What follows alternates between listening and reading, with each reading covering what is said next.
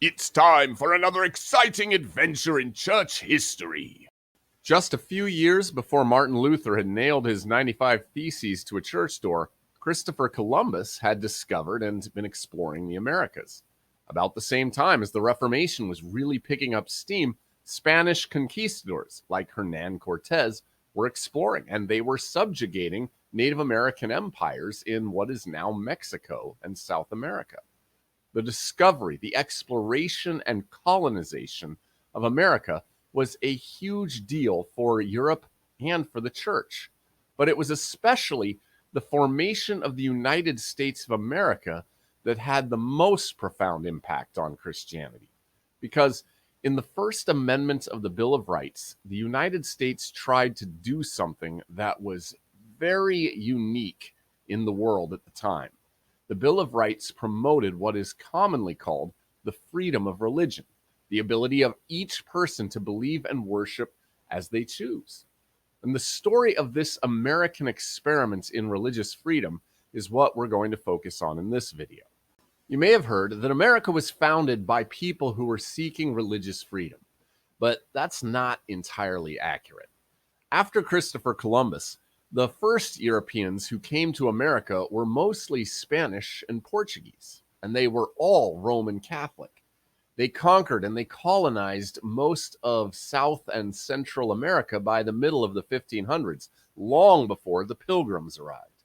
The Spanish colonies were all Roman Catholic, and as the Reformation developed, the Spanish colonies had very little toleration for any version of Christianity except Roman Catholicism. They sent missionaries who were very active in trying to convert the Native American civilizations. Some of those missionary efforts were very humane, and some of them were extremely brutal. But the point is, Roman Catholicism was the only religion that was tolerated in those first European colonies. Eventually, other European powers also started colonizing the Americas. France built settlements in what is now Canada and in the Midwest portion of North America. The French colonies, like the Spanish, were almost all Roman Catholic.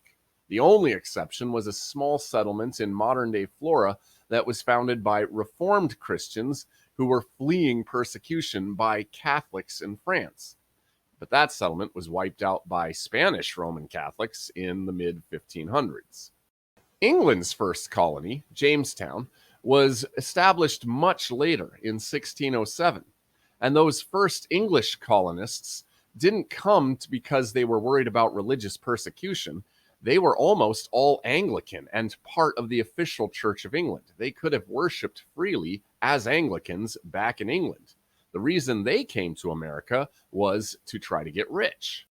It wasn't until 1620 that the Pilgrims arrived from England and landed in what became the colony of Massachusetts.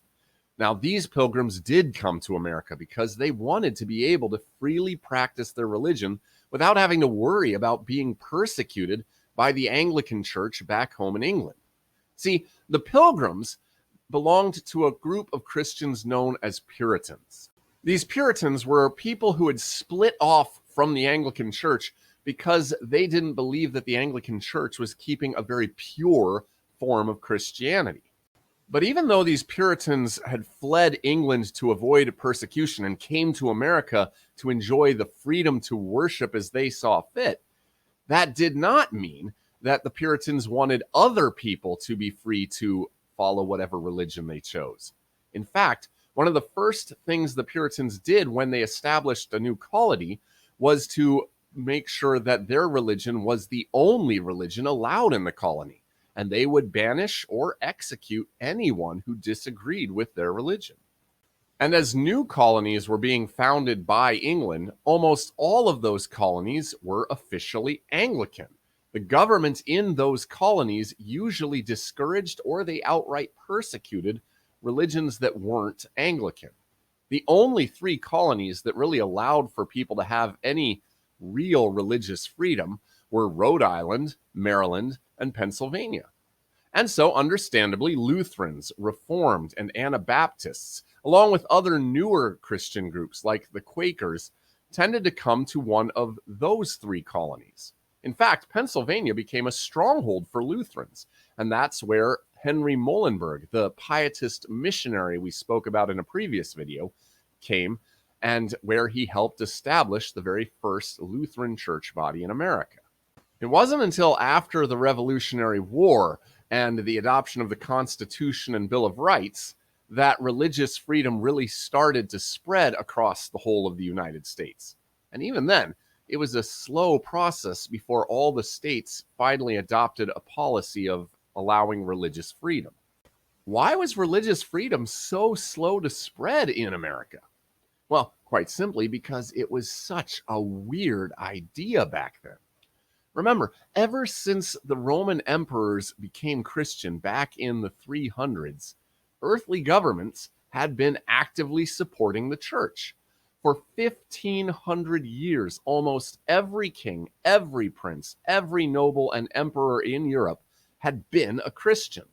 So almost everyone assumed that, of course, Christian governors are going to support the church with their earthly and political power. Even after the Reformation, everyone still assumed that the government would promote whatever version of Christianity that its ruler happened to hold. Lutheran princes would promote Lutheran churches. Reformed kings would promote Reformed churches, and so on.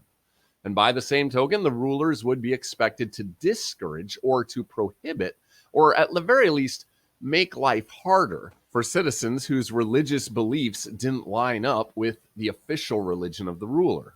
But the Bill of Rights took a radically different approach. The First Amendment lays out two specific things about how the government of the United States would relate to the religious beliefs of its people. First, that amendment says, Congress shall make no law respecting an establishment of religion. In other words, the federal government cannot make laws that promote any particular religion over another.